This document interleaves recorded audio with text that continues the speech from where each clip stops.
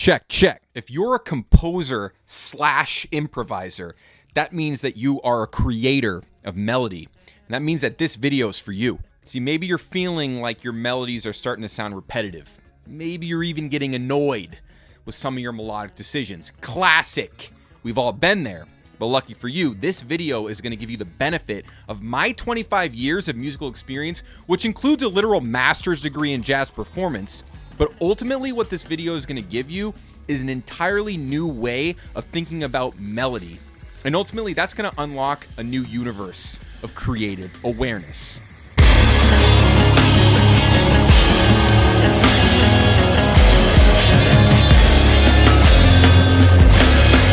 So the first thing you need to understand is that melody is afforded by the technique known as voice leading. So that means that in order to create compelling melodies, you're going to need to understand the principles of voice leading. Okay, pause. What are compelling melodies? Right?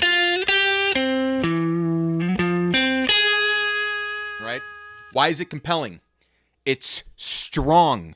It has objective strength. And what you're going to see throughout this video is that we're moving away from subjectivity and we're moving towards objectivity in our creative mentality. What makes that melody objectively strong is that it's simply aligned to the principles of voice leading. Now, these principles boil down to the logical connections of triad configurations. Now, I've literally written an entire syllabus on this topic, but right now, all you need to understand is that there are 6 possible configurations for any given triad. Open, closed, times root position, first inversion, second inversion. Those 6 configurations for any given triad are literally the foundational building blocks of all melody. These are objectively resonant structures that are ubiquitous throughout all music, across all styles, across all epochs. See, in musical creation, improvisation, composition, everything in between, all melody is the result of connecting the various triad configurations through form. Pause.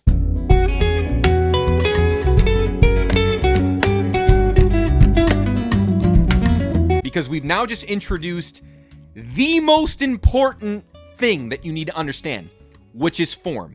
When I just played those triad configurations with flawless voice leading, I was playing them through a form. You could hear a harmonic sequence moving through time.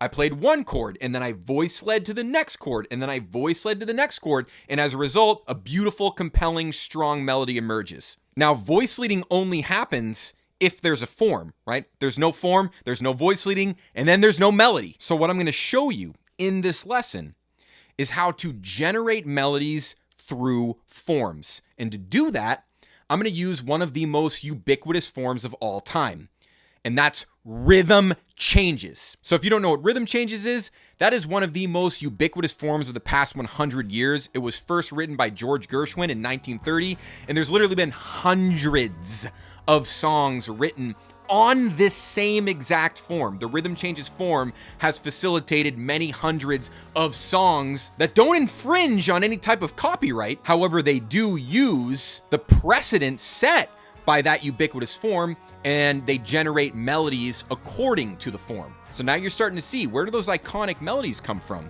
They come from iconic forms. And now you start to see that in order to create those iconic melodies, you need to understand how to create iconic forms. How do you understand how to create iconic forms?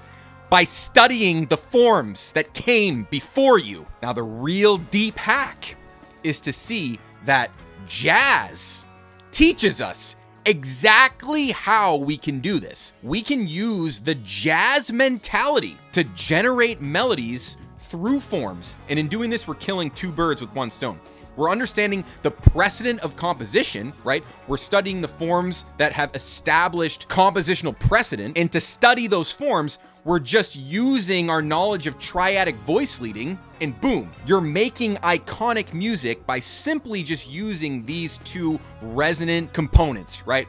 The form and the triadic configurations, right? At no point am I thinking about my own personal creative ideas, right? I don't even need any of that right now. All I need are the proven systems, right? The proven structures, the form, structure of triadic configurations. I need to understand how those two things interact. In doing so, I'm not only going to learn how to write my own forms, because I'm going to see how forms are created, I'm going to see how harmony is sequenced according to the precedent that came before me, but I'm also going to expose myself to those inevitably iconic melodies that are just a result of voice leading triadic configurations through the form. And this is the jazz mentality. It's through the jazz mentality that you're going to unlock boundless melodic awareness. You're going to escape the nightmare of subjectivity, and you're going to enter the promised land of objectivity. And that's where your inner critic dies, okay? Your inner critic dies the moment you realize that you are not relying on your own creative sensibilities when you're writing masterful music. You're relying on the precedents, and then you're resequencing those precedents according to your unique musical vision. The key is you just need to understand what those precedents are, and you need to understand how you can develop your musical language using those precedents. And that's exactly what you're going to get in this lesson that I'm going to show you from the Archive of Systems for Creation. We're just going to talk about the simple first principle melodic generation techniques that we use not only to understand the precedent of form and the precedent of composition, but also to generate melodic vocabulary that you can use in a composition or in improvisation, anything in between. It's just building out your musical vocabulary, and you can use that in expanded time composition or real-time improvisation. But either way, you need to expose yourself to the first principle components of music, because through that exposure, you can escape subjectivity and you can gain authentic confidence in your musical awareness, because you know it's like, this isn't even me. I'm just channeling by sequencing components, right? You enter a realm where there's no such thing as mistake, and that's mastery, right? When you enter the realm of no mistakes, you've hacked it. So without further ado, enjoy this raw, unedited lesson from Systems for Creation Archive, where we simply apply the basic building blocks of melody, triadic configurations, through the ubiquitous form known as rhythm changes. And as a result, we literally use jazz as a machine that generates melodies systematically. Welcome to the promised land. All right, so one thing I'll think about is, like, you choose that one grip, right? And then really mixing and matching the open closed. That's a really good start. Because, okay, taste-wise, okay, jazz, you know, nuance vibe. Playing intervallically is all, everyone always says, oh, that guy plays so intervallically. You know, think about, like, for sure Kurt, but also like people like Tim Miller, like certain people play like intervallically.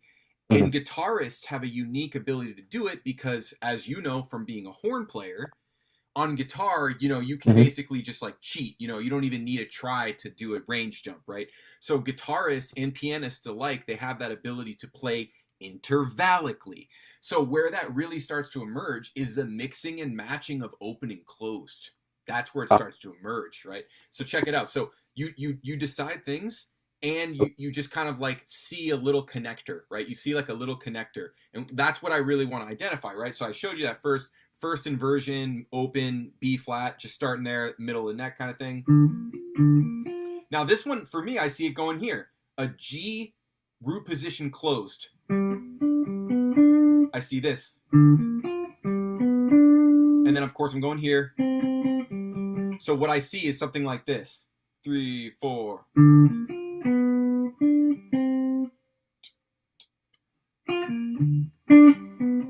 See what I'm doing? I'm just playing 2 beats, and I'm just juggling up this specific one. I'm juggling up the open first inversion D flat, and I'm juggling up the closed root position G. And I'm thinking about little, like, swinging little rhythms. And I always think about this one, so the tune is making me think about it a little bit, because in rhythm changes, you definitely hear this. Or whatever, when I'm just voice leading, I just voice lead in 2 different directions. But that's why I see this nice movement. I see. that's the dramatic one. That's the change. And I'm just playing that little, that's small, right? That's nothing. So now to get like, get that harmonic rhythm, 3, 4, right? Something about hitting that G from the major third to start. And it's like that voice leading, right? And so following this now, something emerges, right? I always hear on that note, that's the flat 13 of the 5 chord, right? So there's a little bit of a voice leading that I kind of know it from experience, but even if I never played this tune, it's rhythm changes, of course I played it, but like say you're playing any tune with a 1-6-2-5, the 1-6-2-5 is so ubiquitous. Of course, there's like the good old fashioned bluesy chromatic. It's in every one, right? I was actually playing around with that one, but I tried to stay away because it wasn't strict 1-3-5. I was like, okay, Exactly. in a chromatic approach, it'll work. But I was like, right now, first go strict 1-3-5, then we'll do that later. Exactly. Good, good, good, good, good, good. Very good. Okay, so this is getting to the heart of your question. Well, guess what? In this particular nuanced approach to playing jazz and blues and rhythm changes, that flat 13 on the 5 chord is highly characteristic. So we can just turn that 5 chord into an augmented triad. We can just turn it into an augmented triad, you know? That's my because that's so symmetrical on guitar. Augmented triads are like my they I can put my brain to sleep. I like that. Yeah, Yay. yeah, yeah. But it's just And like following the chromatic voice leading, and there's something very characteristic of that flat 13 in Mhm. jazz on a 5 chord. It's just very, especially when then the voice leads to the major third of the 1 chord, right? And it's this sound, right? It's right, the flat 13 of F, voice leads to the major third of B flat, right? So here's what I see emerging, right? I see this whole little pathway. Now here's the intervallic part, right? That's where I just went for root position, open C minor. From here, I went from, I hope you can see my fretboard, but yeah, I went from here to here, right? I can do whatever I want there. I can do any number of things, but I'm just seeing like, oh, I kind of like that. I like going from closed root position. I like to hit that bass note on C and open it up. That's a beautiful combo. So now I got this little combo, 3, 4. Now that one, that's just the third of F. So now Yeah. I close it up again, close it up. And here's the thing. Notice how I'm thinking a lot about root position. Yeah, yeah, There yeah. is a mentality where it defaults in many ways to root position. Doesn't mean that you're going to sound like you're playing a root position. You'll see what I mean, right? Doesn't sound like I'm playing any. You don't even, the inversion aspect of it is, that's just a conceptual framework for Yeah, me, yeah. but you don't hear, oh, he's playing that first inversion. It's like, what? That doesn't even make any sense. Like, I'm Mhm. just playing these grips and Mhm. then mixing and matching, like kind of referencing on the note, the root of each one. I'm mixing and matching kind of off the root. So the first one I started, this first inversion B flat, like, because I consciously knew that I'm not inclined to do inversions as a reference point. I'm inclined to do root positions as a reference point. And that's what you're seeing. So I start on the first inversion, right? So you're seeing this, start on the first inversion, because I know I won't necessarily organically hit it. And then there's a few things that go, I'm just taking it over here. That's root position thought. That's root position thought. Those are all root position thoughts. So it's like, now I'm back on the top, right? So just this is the same parallel triad root position closed. So I see this now.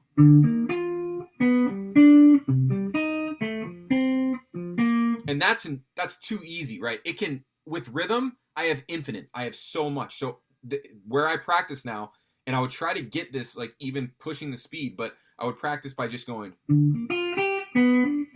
What did I do there? I just played an expansion of the G. I just played the G up top, right? I'm seeing another automatic voice leading. The F of B flat can obviously go to the G of G. And I see that G in this context. And now this whole thing emerges. Now the fretboard blows up on you. And you see where it's just like, I'm just starting with the little one. But now it's like, because all the same connections apply, right? Like the 3 and 5 of G will always enclose the root of C. So there's this shape that emerges just because I go up to the next range. So it's still starting the same place, but I'm going in a different direction with the voice leading now, right? Automatically.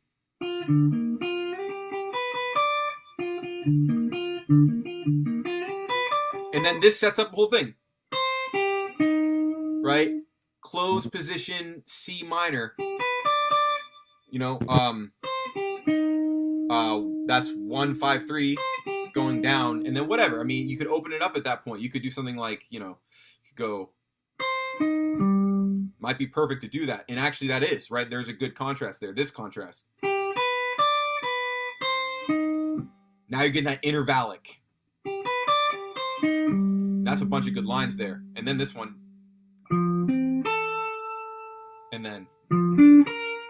Right, that's classic, basic stuff. But it's like I got 2 pathways now on this 1 6 2 5. I've got.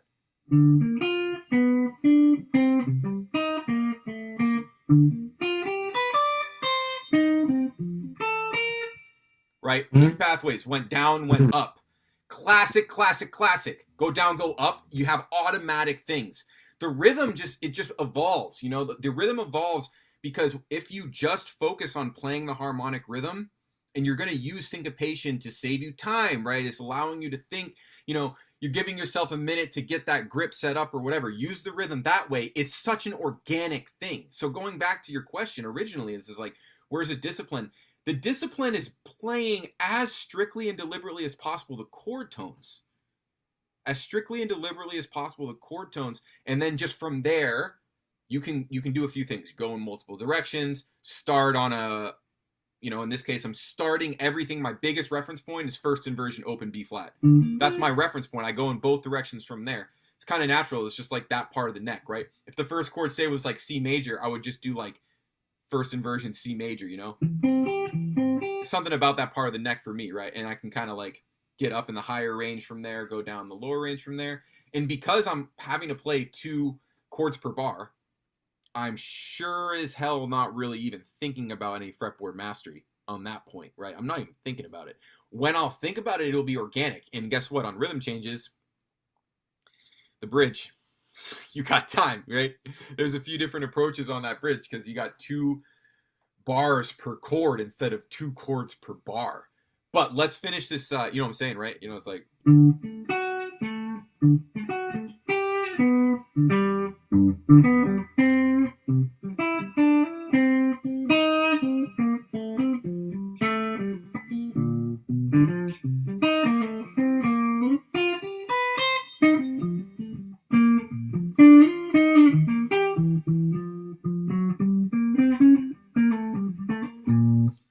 Getting in between it there a little bit though. So that's where we're going though. That's where we're going is I'm trying to get the idea of like, okay, so you've laid a couple of pathways. How do you start to see where those chromatic approaches come in? How do you start to see where those other notes come in? Because you're at that point, you know? Oh, this is going to blow this dude's brains open. Oh man. What's up, Armin? Get ready. Good to see you, brother. Dude, we are getting into like, oh man. Yeah, you'll probably get down with this. Cool. So we were just establishing playing triads through the specific form rhythm changes, which I'll show that. I'll actually pull that up right now so we can reference that while we're doing this. But now we're getting into, right when you showed up, we're getting into starting to think about chromaticism and where the notes beyond the triad come from, right? So it's like you have that triadic foundation, right? And like this is what that is, right? Just reviewing this, right? This whole thing. Only triads. Right? Only. There's that augmented though. There, and that's what we're talking about. You know what I did? That's second inversion F augmented. When you hear that voicing, that's where the triads blow up sky high. There's your first chromatic point. And guess what? It's diatonic to triads. It's just an augmented triad in second inversion, right? That gives you that flat 13. That would give you a flat 13 dominant. Okay, It got you. gives you that line cliche on the bottom. This is nuts. This one from the bottom. Right? Root position, open B flat. First inversion, open G. Root position, open C. Second inversion, open F augmented. And now you're back.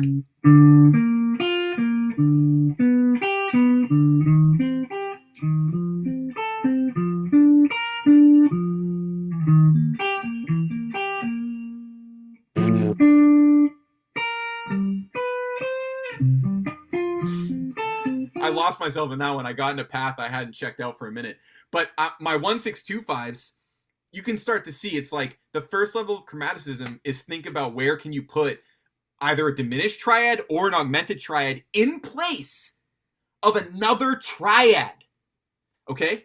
So for example, and it's really simple example, on the F, it makes 10 cents 10 levels worth of sense of why you would do F augmented triad on that 5 chord. It's just there's multiple corroboration points. So that's an easy one, right? It's just like, okay, that triad replaces it. Here's where it takes you a little bit deeper here, right? Okay. Where do What your about diminished triads fit in? What, were you gonna say something? what about that G7? That could probably get a yeah. Think, what is it? Think about it. Answer. What do you got? That's a G7 flat 9, Mm-hmm. about a major from a half step above. Not yeah, it's got the natural fourth in it though. That's Okay, the, you know what I okay, mean? right. You're right. Okay. You're right. Okay. So think about this one. Minor triad up a half step. That's the Okay. melodic minor, dude. Okay. Mine at up a half step. Okay, I got you. Because then, Yep. Flat 9-3, flat 13. yeah. Okay, I see it. Okay, I see it. I see it. Okay, nice. So the You, G, a minor triad, a half step up. On the F, I can do a augmented on the third or the root or the five. Because okay, cool. yes. Yeah, I got you. Yeah, I got you. Okay, cool. Now, okay, so let's go. Let's cut it at one step deeper here. Here's one for you. Your logic is on point, so this is going to make complete sense. Here's where you can fit your diminished triad. So you just see where you can do augmented. Where can you fit a diminished triad? It's like, where can you fit a diminished triad? Well, you can fit it on a G7 Off the off th off the third. yeah, off the third. Yeah. Ooh, that gives you some pretty. I like that shape. You got because you have these now. You have this diminished symmetry that goes. Yeah,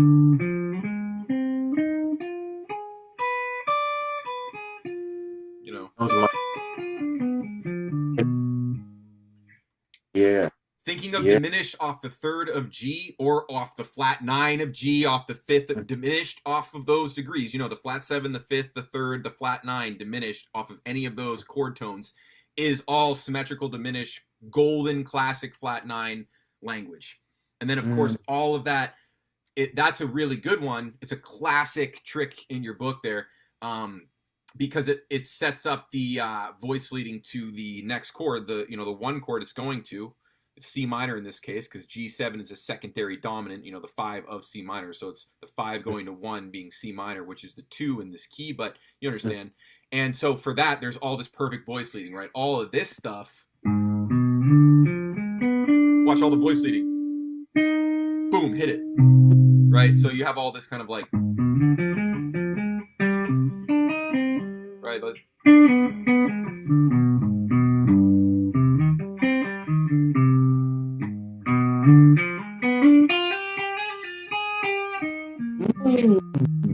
You see where it's always that diminished, that flat 9 diminished, or that major third diminished off of the 5 chord. The voice leading is always one half step away from a chord tone in C. So it's like that's your Barry Harris like essential level. That's very, very simple to wield. It's very simple, and I see it all the time. So if I just take a different pathway, now I'm going to apply that. For example, if I just apply that, how about this one? Right? That's a freaking B diminished, one note different than a B flat major. Oops. mm. and then that voice leading continues for me.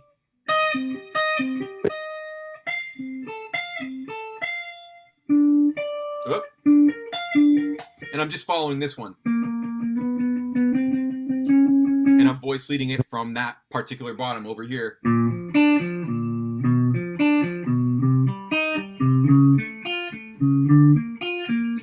then I could do it diminished though. That's pretty good sound, right?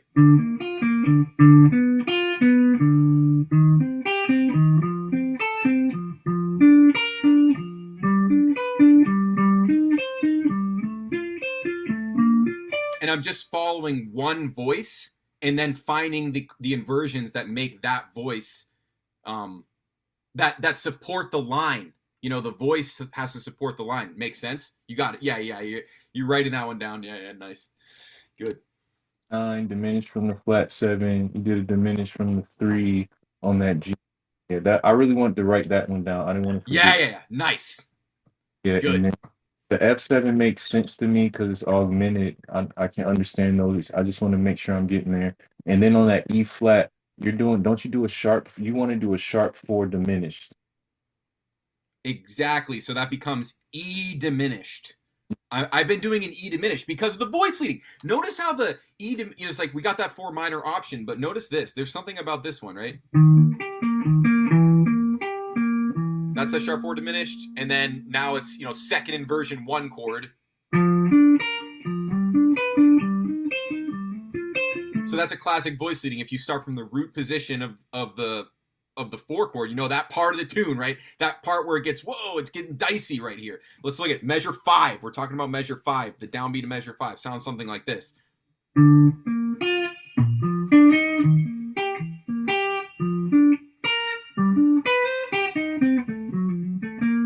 That was a good little line there, but basically just hearing the flat 7 on B flat 7, that note, if you hit that note on the sweet spot, it's the best note ever to set up that A flat going to that G on E flat. That is such an iconic motion. That's why rhythm changes is golden iconography. You know what I'm saying? Okay, so yeah, that A flat going to the G. Yeah. So this sound, you start to really hear it if you play it properly. From measure 5, if I count real slow, I go like a 1, 2, a 3, a 4.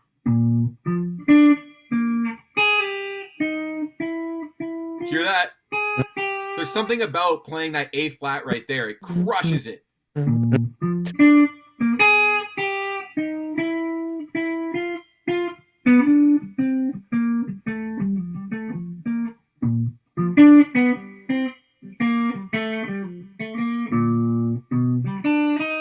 The interval.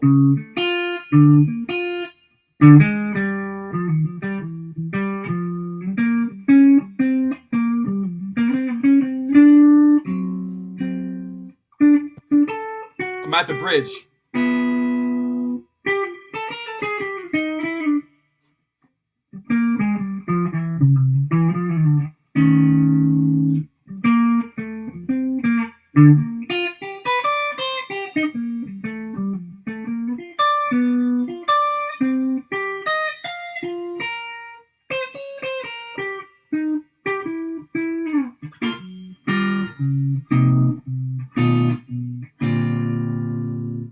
Following those pathways, crystal clear, but you see outlining certain characteristic parts of that form. That's what I wanted to emphasize, is that really characteristic secondary dominant off the root that starts in measure 5.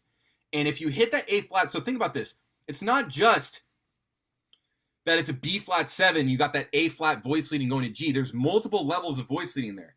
There's A flat going to G, that's for sure one of them. Dude, there's also sharp 9 of B flat, C sharp, or D flat, going to major 7th of E flat. That is one sound. Like, it's just this, you'll hear what I'm saying. Right? So you hear this like,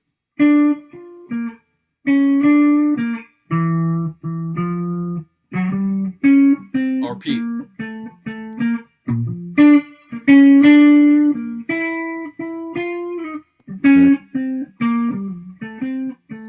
Where it comes from is blues. It comes from when you get to measure 5, one of the conventions of rhythm changes in measure 5 is playing all your minor pentatonic sharp 9 blues licks, all these licks. Check it out. You'll literally hear that. 3, 4. Actually, I'll start playing a little faster. 3, 4.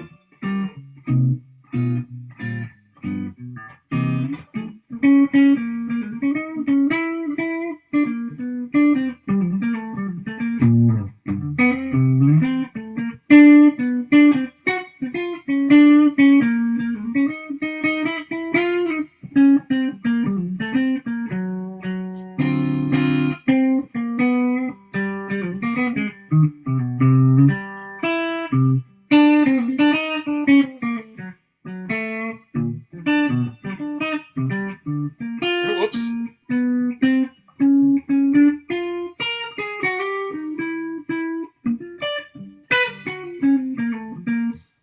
I was just trying to show those pathways. I keep bringing the same pathways with different variations and then hitting those key. You hear where that blues comes in. You hear where that blues comes in at measure 5 on the A sections.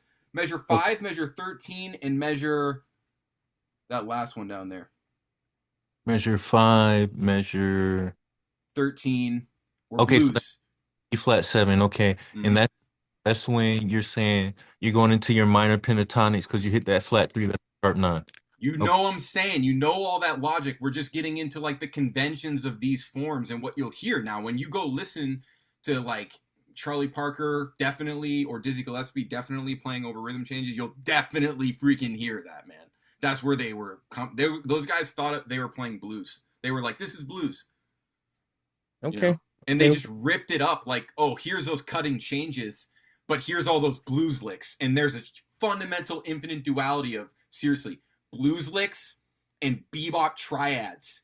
And when in this particular form, rhythm changes is like one of the best examples of the duality or the symbiotic relationship of blues licks, you know, those pentatonic blues licks, you know, all this, like all those licks, and then your triadic Bach invention, voice leading through bebop 2 chord per bar changes. That duality. That's Charlie Parker. I've been thank you for that. I've been my uncle was always he's like, hey, listen to Grant Green, listen to Grant Green, He Grant Green. plays blues. Yep. And then I was listening to some Grant Green. I'm like, oh, this is like pentatonic, but then he still gets bop. He still has that a great bop vocabulary. Like, He gets that. hey, so I'll try to listen to some Grant Green. Also, Martino, man. Martino is walking the exact line between blues and bebop on purpose. He knows everything we're talking about right now. And that's like my favorite. That a jazz over blues or blues over jazz. That's like Mm-hmm. always a nice texture for me. So now think about this. When you're working, getting deeper with your rhythm changes, take that as that classic convention and start to think about your jazz blues licks that come in on those particular moments. It's very short lived, right? You just play blues for one measure and then you straighten up and fly right when it hits that E flat, you know? You really crush that E flat, you crush that E flat, E diminished, or 4 minor. Don't forget 4 minor, either one, either one. Oh man, hey, We weren't hold talking on. about that today, but Hey, man, yeah, four minor. Okay, either yeah. one for sure. But you see how you fly right, you straight up when you get there, you gotta play the actual piss out of E diminished or E flat minor. Both of those need to be smoked, right? Oh, So you can play all your blues on measure 5, and it's just the idea of like, oh, in jazz blues, it's like the dominant 7 chord, but you're playing like minor pentatonic. Oldest trick in the book, you know? Charlie Parker 101, Charlie Christian 101, dude. I literally just been looking at I was watching Charlie Christian short documentary yesterday. Oh yeah, man. I'm like, I probably need to look at him and Wes a little harder. I know I'm missing something, especially with Charlie Christian, because he was such an innovative player. I know I'm missing something. I would say with Charlie Christian, maybe one of the most OG originators, like understanding how to play electric guitar with bebop. Like, yeah, but you know, like you could understand, dude. One, You already understand everything that he understands, but yeah, he's definitely an innovator. Definitely an innovator. okay, okay, great. Yeah, okay, I'll apply that. Um, Yeah, man. I want to hear you play some blues on those little moments and blend. Start that blend because that's where all that soul language. But notice how it only sounds beautiful and soulful if it's balanced with your triadic precision, authenticity homework. I think that's what I realized because when I think about gospel playing gospel guitar, Yeah. they're like the triads sing.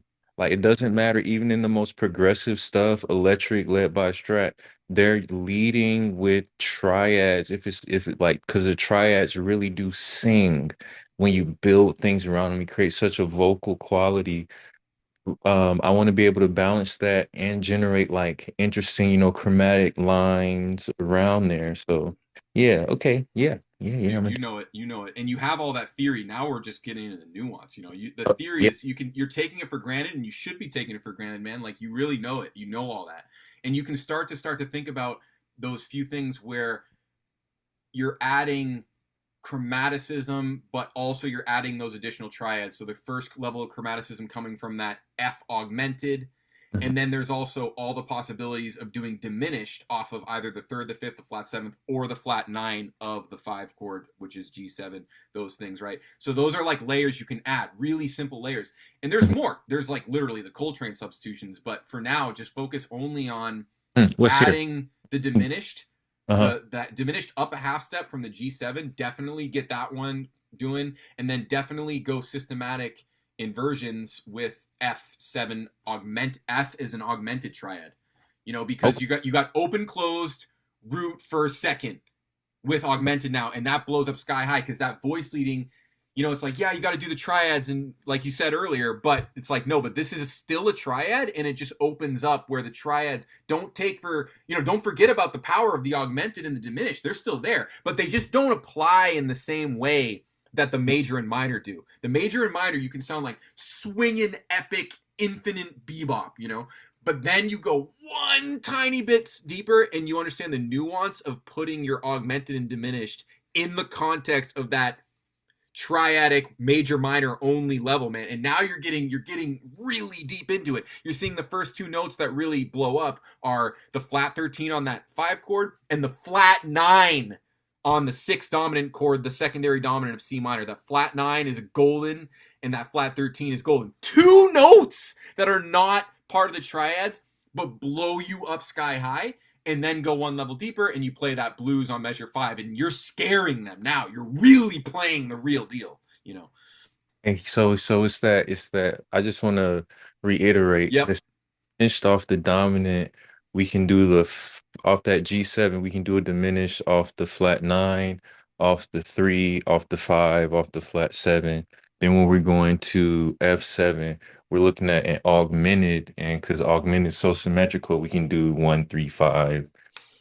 What That one blows up. The symmetry of the augmented and how the augmented is one of the triads we can use in this particular example. So it's like boom, like And then when we get to measure six, we're looking at either playing that E flat minor or an E, a sharp four diminished, right? And then in measure five, I want to make sure I'm hitting that flat seven, that A flat yes. measure five, because that's classic, that's some classic leading here into this E flat. Yep. I do have one question when we Yep. get this B section, the D7 to the G7. Mm-hmm. It looks like a section where you can get a little free to lead some things. What are Mm. what would are you I can I can go pentatonic, I can do da da da da da. Yep. What what would be what's your approach when you see those two things on that bridge? Yep. Uh these dominants a fourth apart. I'll tell you my approach, but it's definitely only less than 1% of what's possible. And I'll just give you like one layer of that. But for sure, when I get there personally, especially right when I get there on D7, I'm Okay, I'm leaning into just playing like F sharp because that's one note that I haven't played like at all. So I start thinking about F sharp. So I'm like hitting like like F sharp. approaching it from like F natural, like licks like that, where I'm playing like D C D F F sharp, right? Okay. Like licks like that.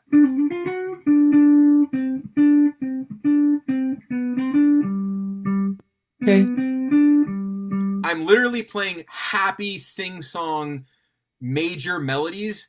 And if I play chromaticism, I'm contextualizing it with happy sing-song major melodies. So I play that F to F sharp. But that's not even, technically, that's still happy sing-song because F is in B flat and then F sharp is in D. And then, like, it's just following the chord form. So it's like, we see that movement all the time. But, like, you hear that downbeat, like, 1, 2, 3, 7.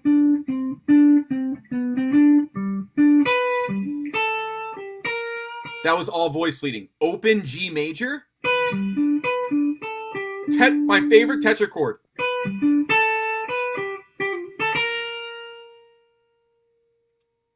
That's the flat 7 of C. That's B flat because I'm enclosing it by playing a G major tetrachord.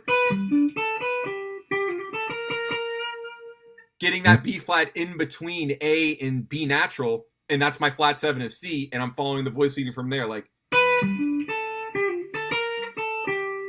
I'm playing flats. I'm playing a little bit of a Mixolydian now. That's that C major. So there's my C major triad. But I'm playing flat 7, 13, 5. This happens all the time. It's like G major becomes G minor.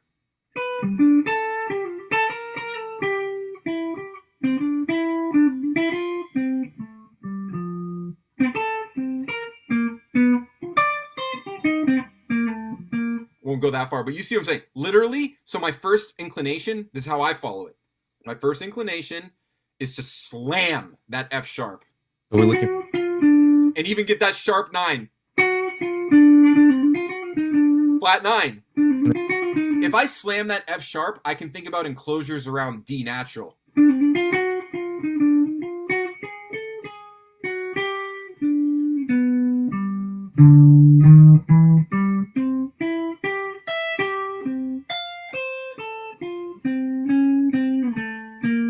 That was just following voice leading. Literally 99% triads. When I'm playing something that's not a triad, it's because that note voice led perfectly from a note that was in a triad.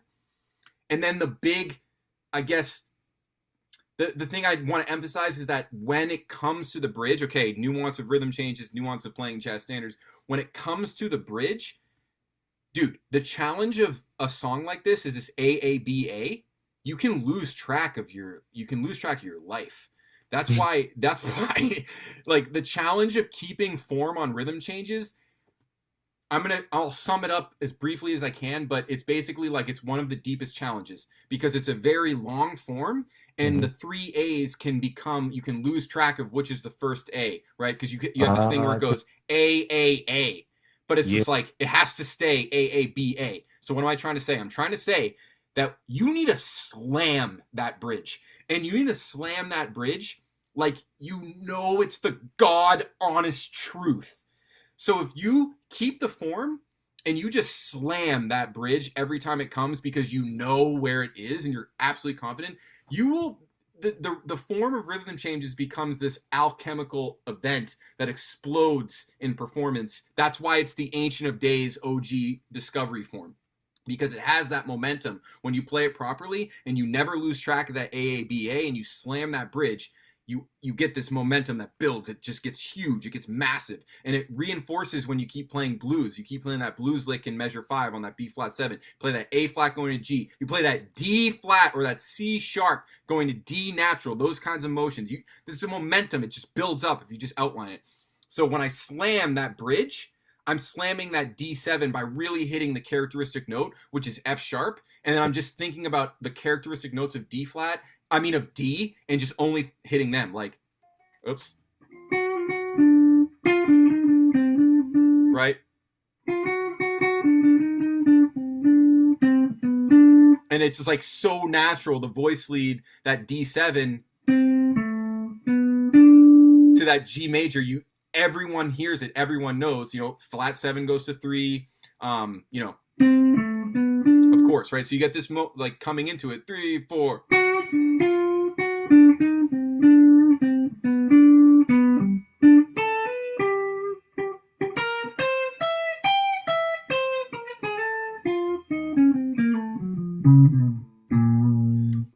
When Okay. I played those chromatic passing tones, they were Hmm. completely 100% in the context of thinking about a triad. It Okay. Okay. only worked because I was thinking about a triad, and I was thinking about the convention of bebop and how in the convention of bebop I can use the flat sevens in my rhythmic passages, and then I can also use for the flat 13s the same reason. Uh, Like that's just bebop. It's like, am I playing Mixolydian flat 13 or am I just playing bebop? I'm just playing bebop. okay. It's just like I'm thinking about this, but I know my bebop convention. Like 5/5 and still is that still bebop if you're using that in between the 4 and the 5 using that chromatic is that still bebop thing? Good question, man. Very good question. So I would say, you got really sharp ears. I would say that bebop is more the natural fourth and less of the sharp fourth. Blues, Okay. blues Okay. is Oh, the sharp fourth, and but they're both the duality of real bebop, which is why it's like you have blues in this. You still have that, right? But it's different. The effect is different. But over here, these movements on F7, I don't want to play B natural. I want to hear B flat move to A, and I can play my other notes like that is the sound of bebop. The natural fourth on the dominant chord resolving to the third of the dominant chord, and then all your other ones. You can get your sharp 9 in there. Right? That's from the fourth on a dominant chord. Playing B flat, A flat, G flat, F. And then extend the bebop. You know what I mean? yeah, so That's just following the natural bebop. Sorry. oh no problem. In measure 5 if I want if you because you mentioned measure 5 is somewhere to bring out the blues. Yep. In measure 5, I also say like, okay, I can do that sharp 4 to 5 pass with the flat 6. I'm really cooking. I'm really cooking. Oh, you're scaring him. You're scaring him, dude. Yep. Okay. Okay. Beautiful. Well said. Well noticed. Well noticed. So it's compounding, man. It's compound. There's a lot of information we just went in today, but This is my that's favorite shit. This is my favorite thing to do this is my favorite kind of content on the internet. Deep analysis of a piece. So yeah, this good. yeah, I love this, man. This is my favorite Yeah, stuff. this is fun, man. This is fun. I'm gonna definitely do some writing about this lesson because we covered things that I haven't specifically written in the syllabus, Mhm. but it's just like we've talked about nuance everywhere. I mean, it's just the basic idea. Like first level nuance is just like playing triadic voice leading. That's our first principle thing because that's like the hardest first principle thing we have to understand, right? But once we understand that and we start to see all of these things that can happen as a result of referencing that basic triadic foundation, that's when we really start to cut it up. That's where that blues comes in. That's where you start to see that augmented. It's like it only sounds good because you're supporting it with crystal clear, bulletproof, triadic, first principle, classical voice leading. Okay, so I want in this I got like two more questions Yep. then yeah. So when you're improvising, when you're looking at the or thinking at the fretboard, you're giving yourself parameters. You're like, okay, Mm-hmm. let's approach triadically here. I got open and close. We can go up or down or whatever. All right, I want to do a little more. Let's do some lines horizontally across the neck because I know I want to land on the ninth of this C minor. I need to get up the fret 10. I need to get up the fret 10 on that high E string. I didn't know that. Mm-hmm. That's awesome that it's like when you look at the fretboard, you need to be able to put on and shuffle like what are those, those little things you click and it puts up a kaleidoscope thing. When you look at the fretboard, you need to be able to put like a perspective lens and you'll see the triadic approach. You're like, okay, let's do a linear approach. You see your linear approach. Okay, let's do my 7 arpeggios. You'll see that. So it's really a matter of systematically being able to look at the fretboard a multitude of ways, but intentionally Mm-hmm. to okay, all right, that's awesome. Yeah, Also, I you're got talking about pathways, man. You are like that's what it is, right? And then you see where the secret sauce. It's mhm, like the nuance of where you do those bluesy things, where you do those sort of like characteristic things, but mhm. then also letting the rhythm do all the melodic work. You know what I mean? Like because certain rhythms will support certain sequencings of a given triad pathway that you've established, right? Like you know what I mean? Like stuff like this. Like what's the difference between playing like and playing like, or like they all have different rhythmic intent, right? Yeah, So when yeah. you're thinking about the rhythmic intent, you're organizing the triad that way, and it goes in the tetrachord too. Is like if you play more rhythms, then you might Mhm. play a tetrachord, or whatever, right? Like there's just different rhythms that support the triad. So if you just only identify the triad and the pathways, you'll naturally have that connection with Mhm. the rhythm and the melody. It's like a hack, dude. It's literally like channeling. That's what it is. It's like you're finally allowing the spirit of the rhythm to move through you because I you think have that rhythmic connection to the triads. I think that's what's been about it is like having the wanting to land in the next chord. It's like, okay, I got two beats. That's 8 quarter notes. Like Mm. I ninth quarter note, it needs to be in B7. The ninth quarter note needs to be in the key or in the scale or whatever in G7. So it was like, okay, now when I'm making these pathways, it's a lot more directed because I know where I'm going. So, I want to go to the third of G7. So I'm Exactly. build this B flat and then get ready to get to B. How are we gonna get to B from B? Oh, C. Let's go C and then to B. That's a half step in the G7. So that's been fun.